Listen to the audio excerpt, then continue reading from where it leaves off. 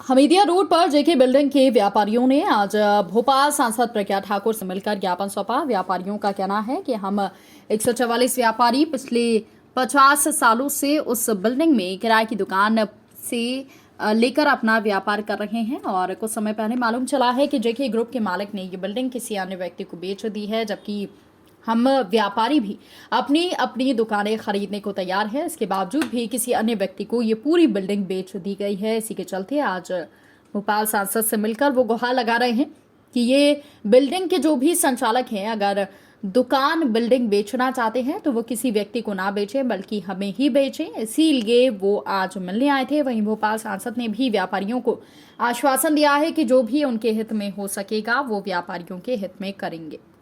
आज हमीदिया रोड पर जो दुकानें बनी है जेके बिल्डिंग की, वहाँ के व्यापारी कुछ संशय को लेकर के आए हैं। उन्होंने अभी मुझे ज्ञापन दिया है। अब मैं उनका पूर्ण विषय सुन करके, उनकी समस्या सुन करके उसका समाधान करने का पूर्ण प्रयास करूँगी। समाधान हो जाए ये मेरा पूरी तरह से प्रयास रहेगा, क्योंकि व्यापारी निर्विघ्न रूप से व्यापार कर सके, उसको किसी प्रकार की कोई दिक्कत ना हो और तभी वो अच्छे से स्वतंत्र रूप से व्यापार कर सकेगा।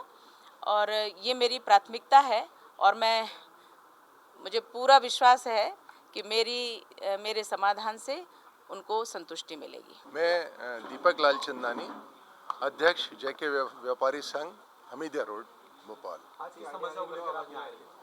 हम लोग यहाँ आए थे चूँकि हमारा जो व्यवसायिक भवन है उसमें 144 टेनेंट हैं हम लोग, और यह बिल्डिंग हमें पता चला है कि जेके वालों ने किसी को बेच दी है, उसका एग्रीमेंट किया है अभी।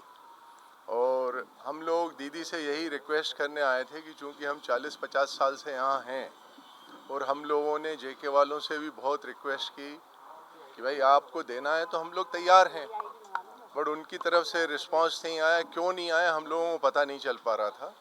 तो हमें लग रहा था कि हमारा कोई एक मुखिया होना चाहिए जो इस बात को प्रॉपरली तरीके से जेके वालों से या जिन्होंने परचेज़ की है उनसे बात करके हमारी इन समस्याओं का निराकरण करे। तो हमें दीदी से अच्छा कोई दिखा ही नहीं, और हमारी सांसद हैं भोपाल की, और उन्होंने जिस तरीके से हमें आश्वासन दिया है, उन्होंने इतना तक बोल दिया है कि मैं व्यापारियों के साथ हूँ और मैं किसी भी व्यापारी को बेघर नहीं होने दूंगी। और यही उनका जो बात सुनने के लिए हम लोग आए थे। और इसके अलावा अब आगे की मीटिंग जो होनी है उसमें देखेंगे जैसा होता है। हम लोग चाहेंगे कि प्रेस का भी हमें साथ मिले, क्योंकि आप लोग देख रहे हैं कि हम जब इतने सालों से यहाँ हैं, आज आपने देखा होगा कि 2-3 किराएदार होते हैं, उसी बिल्डिंग को कोई ख़रीदने की नहीं करता है कि भाई हम इनको बेघर क्या करेंगे। तो यहाँ तो 144 लोग हैं, 1000 परिवार जुड़े हुए हैं इससे, उनमें काम करने वाले सब लोग, तो उनको दिक्कत आनी ही है। इसलिए अच्छा, दीदी ने अब हमें एश्योरेंस दिया है, हमें पूरा भरोसा है कि हमें कोई ना कोई रास्ता निकल आएगा। धन्यवाद।